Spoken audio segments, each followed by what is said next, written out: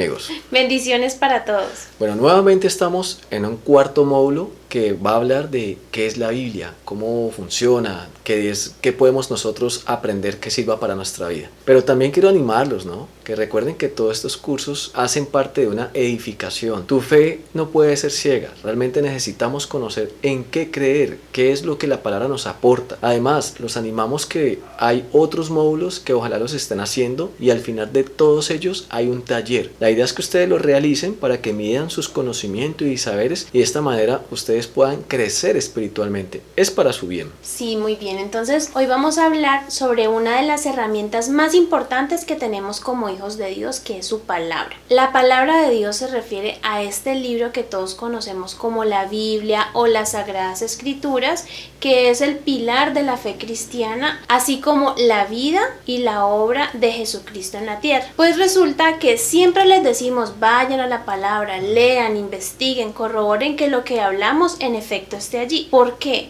Hoy veremos por qué es tan importante cada parte de ella y qué nos enseña, qué nos aporta. Inicialmente, aprendamos algo. La Biblia está dividida en una especie de tomos, que son dos, que son el Antiguo y el Nuevo Testamento. En el Antiguo Testamento nosotros encontramos 39 libros y ellos hablan de toda la historia del pueblo de Israel, que es el pueblo de Dios, pero inicialmente de todo el comienzo del mundo, del universo, cuando Dios crea todo, la historia de la caída, Babilonia, el diluvio, todo lo que es la salida de Egipto y el pacto que Dios hace con Abraham y su descendencia. Y también encontramos todas las profecías que hay acerca de la venida de Jesucristo, además de otros libros que son algo así como históricos, como Esther, como Ruth, sí, que nos hablan igualmente del pueblo de Dios. En el Nuevo Testamento nosotros encontramos los 4 evangelios, que ustedes ya saben que son Juan, Lucas, Marcos y Mateo, que hablan sobre el nacimiento, la vida,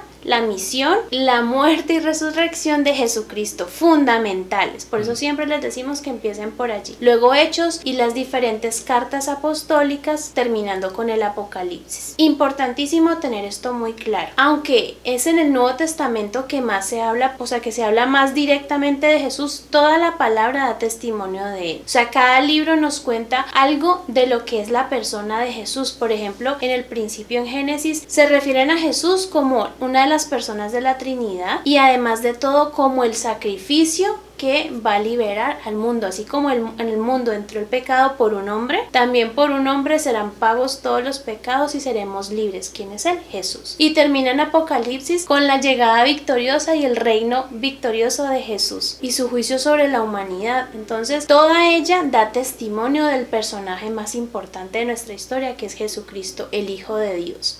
Bueno, y además de todo, ¿qué contiene sí? ¿Qué mensajes tiene en sí la palabra de Dios? Bueno, en ella podemos encontrar las promesas de Dios para nosotros y para la humanidad. Podemos encontrar los planes, visiones y deseos que tiene para nosotros. En ella podemos encontrar también su personalidad, su carácter, las obras que Él ha hecho como creador, como Dios, como Padre, asimismo el Espíritu Santo, asimismo el Hijo de Dios. También podemos encontrar que en ella están los mandamientos como lineamientos para que tengamos una vida de bienestar, y por eso nosotros necesitamos leerla para conocer todo esto que nos sirve a nosotros. ¿Y cuál es la seguridad que tenemos? Que ella es inspirada por Dios. O sea, ella no fue escrita por Moisés, no fue escrita por el apóstol Pablo. Dios los usó a ellos, pero los inspiró a través de su Santo Espíritu. ¿Cómo nos damos cuenta de eso? Pues validando toda la línea y coherencia que tiene la palabra. O sea, desde el principio al fin es coherente, no se contradice, a pesar de que los autores tienen muchos años de diferencia, incluso algunos de cientos de años. Imagínense entonces encontrar tal coherencia, imposible en otro libro. Así que tenemos la certeza de que Dios la inspiró, ¿sí o no, mi amor? Total. En cierta parte de mi vida, cuando tenía que, pues los pastores me decían que había que leer la palabra, que lea la palabra. Llevo 10 años en Cristo y los primeros 5 a mí, no, yo no leía la Biblia. Me conformaba con orar, Hasta que un día un pastor, un amigo me preguntó, bueno, tú oras y oras y oras, pero ¿y Dios qué te dice? Entonces yo le digo, no, es que eso es lo curioso, a mí Dios no me habla. Claro, Dios siempre está hablando, el problema es que somos nosotros los que no lo oímos. Y yo, bueno, ¿cómo puedo hacer para oír a Dios? Y me dijo, cuando tú lees la palabra, empiezas a entender qué es lo que Dios dice. Y Dios en su momento, algo de esa palabra que has leído, que en ese momento no entendiste, no le viste a qué aplicaba tu vida, en el momento que lo vas a necesitar, Dios te lo trae de nuevo como que, hey, yo dije esto, yo hice esto, a este le pasó esto mismo. Confía en lo que va a pasar ahora, que ahí voy a estar yo. Entonces empecé a darle un sentido a que entre más leía la palabra, pues no puedo predecir a Dios, pero al menos puedo confiar en lo que Dios va a hacer, que es otra cara de la moneda que nos sirve a todos. Pues cuando leí esta parte precisamente de la inspiración, de que fue escrita por revelación, pues yo siempre decía, pero es que si esto lo escriben los hombres, ellos también pueden haber manipulado esto para que creamos cosas, para que hagamos cosas malas, para dominarnos. Pero yo me pregunto, ¿cuál era la bobada que tenía en mi cabeza? O sea, ¿nos van a lavar la cabeza para qué? ¿Para que hagamos algo más malo de lo que ya hacemos sin el conocimiento de Dios? ¿Qué puede haber malo que nos podamos inventar conociéndonos la palabra que no exista allá afuera? No hay nada malo que ya se pueda inventar, ya todo lo hacemos.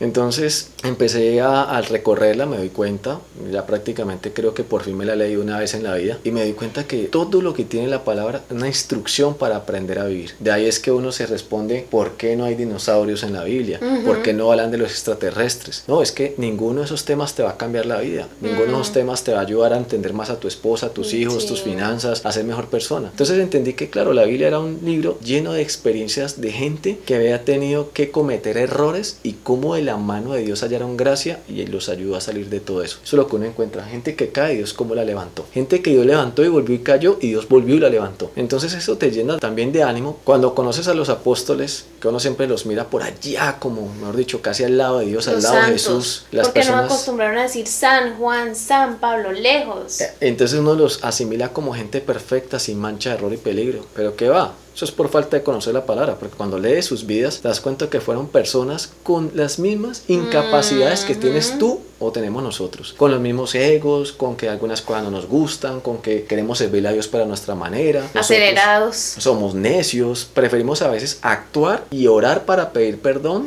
que orar para evitar tener que hacer algo malo. Lo mismo les pasó a ellos. Y cuando los empecé a leer, yo dije, uy, estos son personas como nosotros que Dios les dio un cambio en su corazón y les dio la capacidad de hacer cosas buenas. Y también se equivocaron, pero se equivocaron con un corazón lleno de hacer lo correcto, no lo malo. Entonces, me refiero a cuando se equivocaron, no es que en la palabra te vas a leer algo que nos dicen mal, sino que ellos tuvieron que también pasar por pruebas para poder encontrar la verdad de Dios, y eso es lo que nos dejan escrito, la enseñanza. ¿A qué me refiero con esto? Porque hay que ser muy claro, puede generarse una confusión. Por ejemplo, Pablo, el apóstol Pablo, antes se llamaba Saulo de Tarso. Y cuando él era Saulo de Tarso, él se dedicaba a corretear, a perseguir a los que eran creyentes de Cristo. Después de que Jesús había partido a la eternidad, resucitó y se fue, pues este Pablo o Saulo de Tarso se dedicó a cazar los cristianos. Hasta que entonces ahí se habla de que en una de esas persecuciones a Damasco, Saulo fue impactado por Jesús, se le apareció y tuvo una revelación y entendió Pablo que estaba equivocado, que estaba supuestamente siguiendo a los cristianos en el nombre de Dios y no sabía que los estaba matando a los mismos hijos de Cristo. El caso es que cuando uno ve eso, ya se da cuenta que ese mismo que fue un hombre malo, al ser transformado, la historia de ahí para adelante, donde ya lo llaman Pablo, es todo lo que conocemos como el gran apóstol, un apóstol poderoso.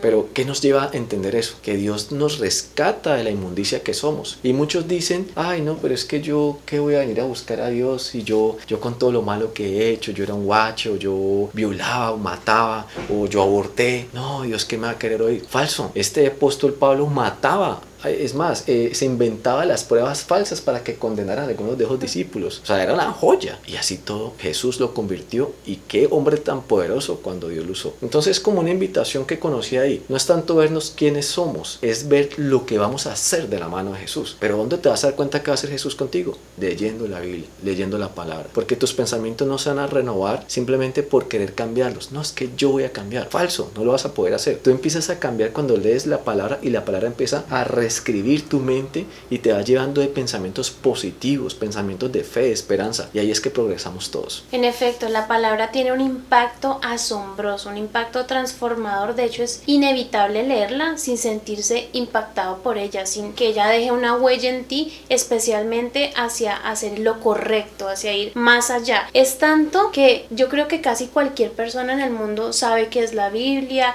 ha leído algo o ha escuchado algo sobre ella y ha transformado vidas, ha movilizado imperios, ha movilizado reinos. Muchos han tratado de destruirla, han fracasado. En muchos países en algunos países está prohibida, incluso está penalizado el comerciarla, ¿sí? O tenerla, pero muchos han estado dispuestos a dar incluso su vida y su seguridad por ella, como los apóstoles. Ellos entregaban su vida por llevar las cartas, por compartir el evangelio, porque la palabra de Dios es poderosa, lleva el mensaje de salvación y libertad, y ningún otro libro hace eso. Ningún otro libro nos habla de la historia de Jesús, que de hecho es quien divide la historia en dos. En la palabra está, y la palabra es algo para todos, es propiedad de todos, porque Dios la dio para todos, y en ella está condensada todo el pensamiento, el carácter, todas las intenciones que Dios tiene para nosotros. Así que por eso estamos aprendiendo sobre ella. Este es el primer video. Nosotros los invitamos a que reflexionen sobre todo lo que les hemos hablado, sobre cómo la palabra puede hacer algo en nuestras vidas, y nos vemos en el segundo video. Dios los bendiga.